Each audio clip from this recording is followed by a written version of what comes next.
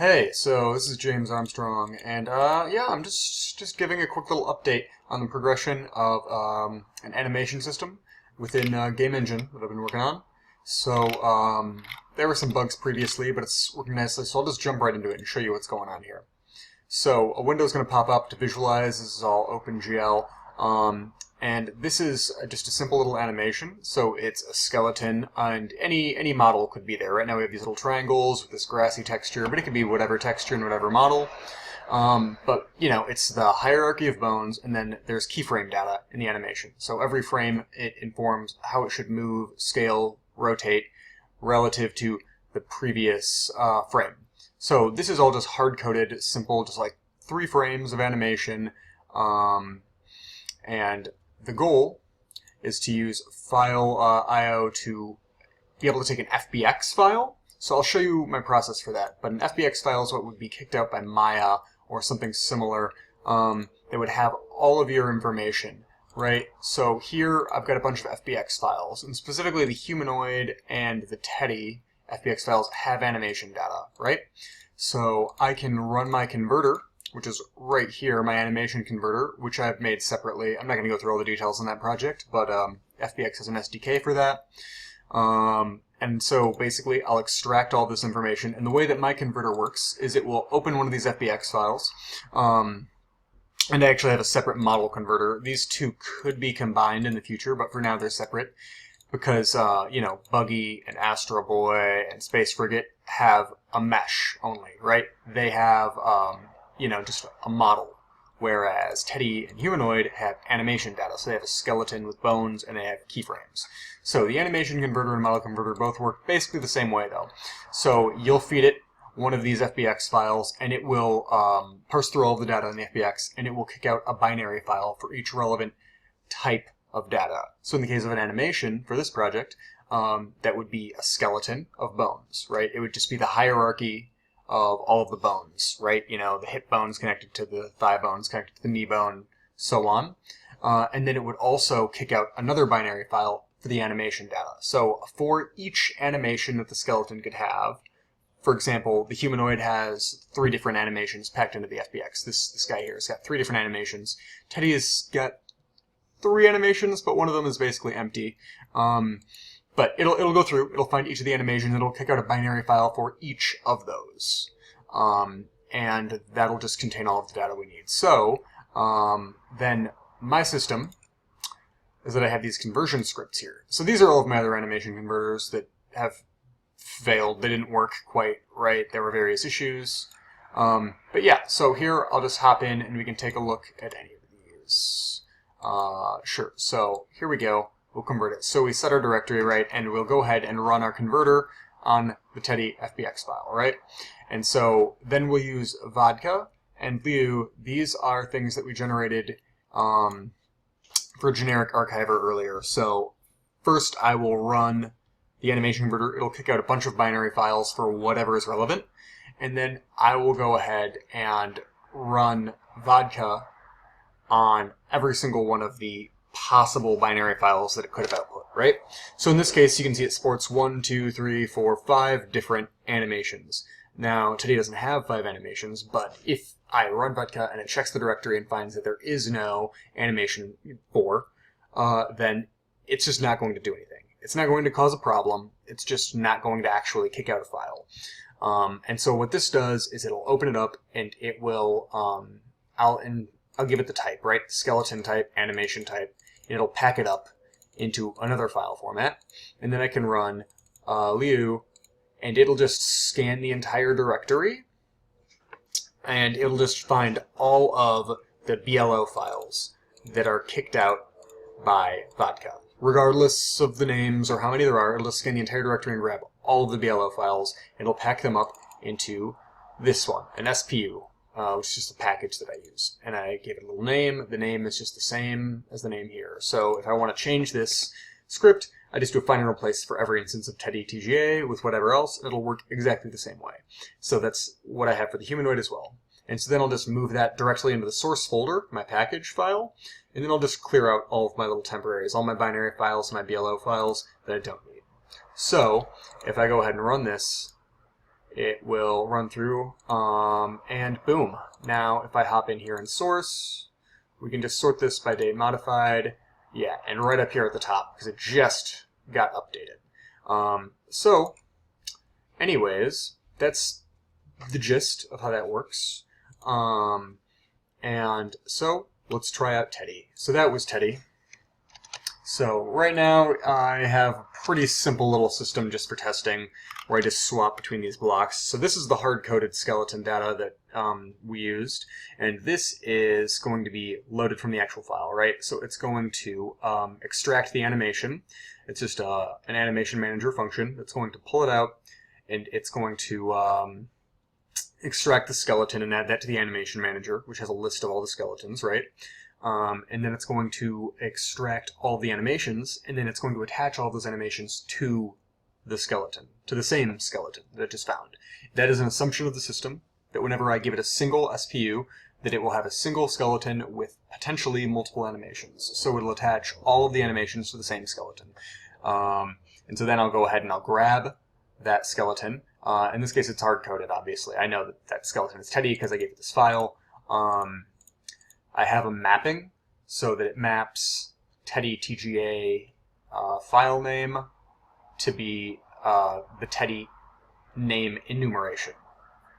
So anyways, I'll grab that, and then I can grab whatever animation I want, and I can set that to be its current animation, right? And then I can also set the skeleton to be active or false in the manager. So whenever the manager runs through to process all the animations, it'll process for every skeleton that has been loaded. And if the skeleton is set to active as false, then it's just not going to process the animation at all. So you can load up a bunch of skeletons, in theory. There are a few bugs with this right now, but that's the plan, is that you can load as many skeletons as you want, and then you can just set one to be true, you can set them all to be true, it's fine, they'll all be animating separately.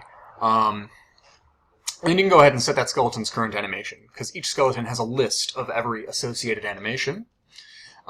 So right now I went ahead and I grabbed the Teddy walk animation.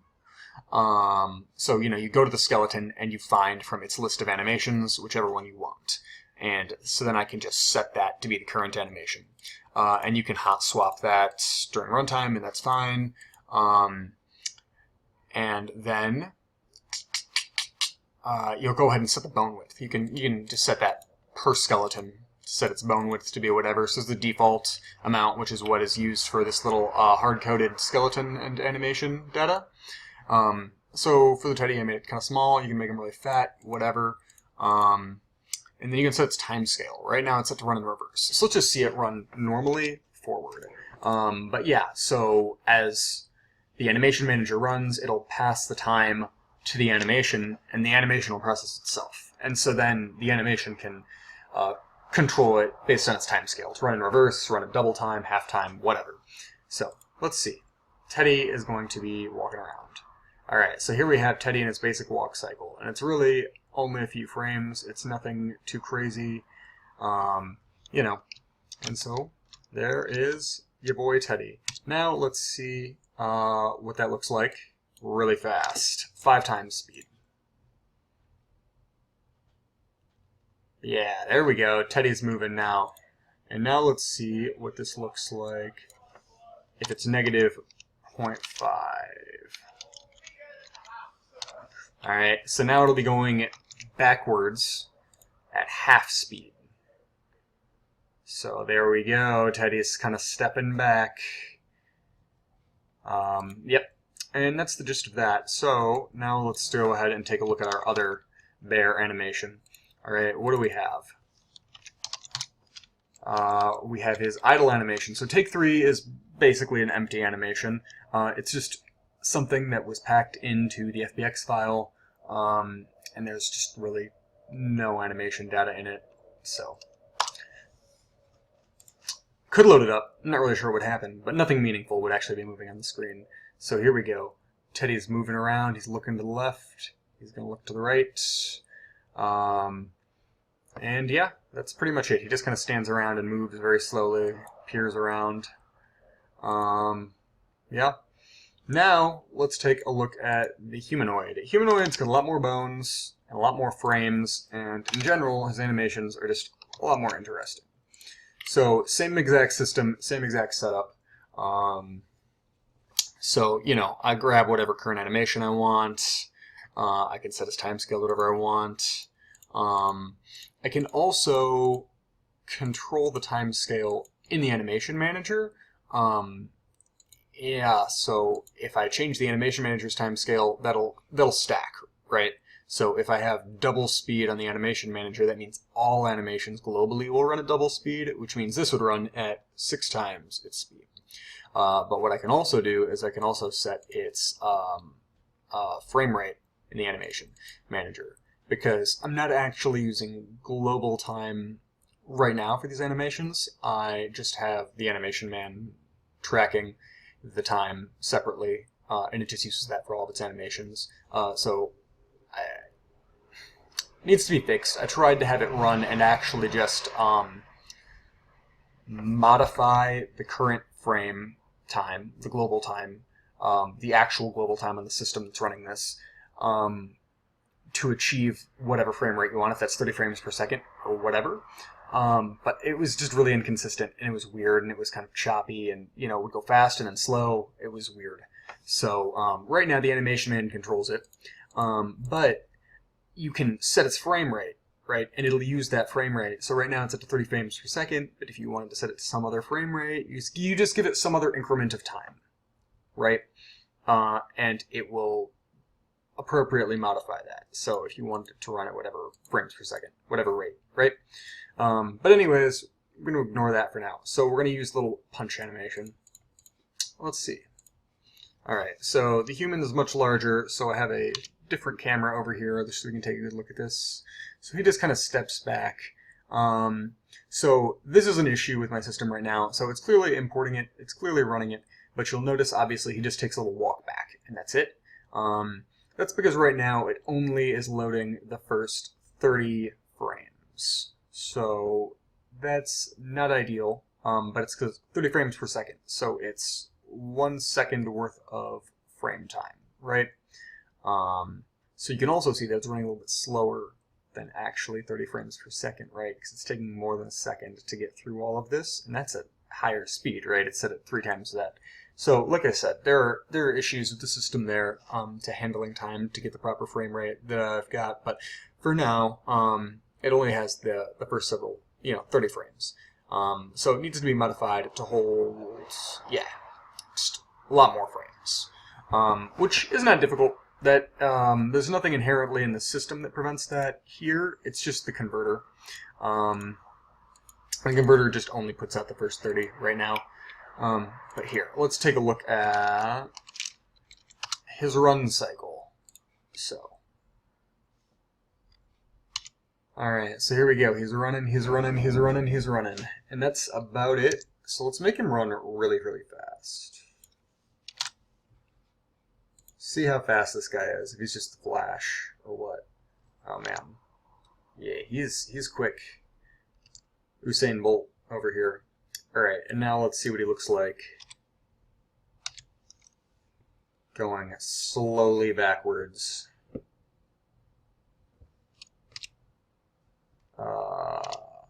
Yeah. There we go. Look at those long back steps. Okay, cool. And then let's see what else we've got. Alright, we can see him get shot. Like I said, it's only going to be the very beginning of it, so we'll see what it looks like. Alright, and yeah, hop to another camera here. Yeah, so he's just holding his gut, and then he would fall over, but you would need a lot more of the frames of the actual animation to show that off.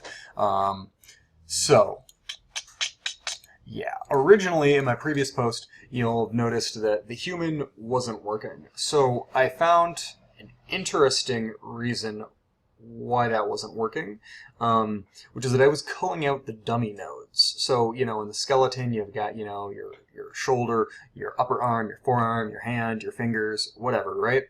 And they all have to be connected like that. But then there were dummy nodes. So there's a dummy shoulder, right? And there's like a dummy arm, etc., etc. And these dummies didn't really have any. They didn't seem like they were necessary for the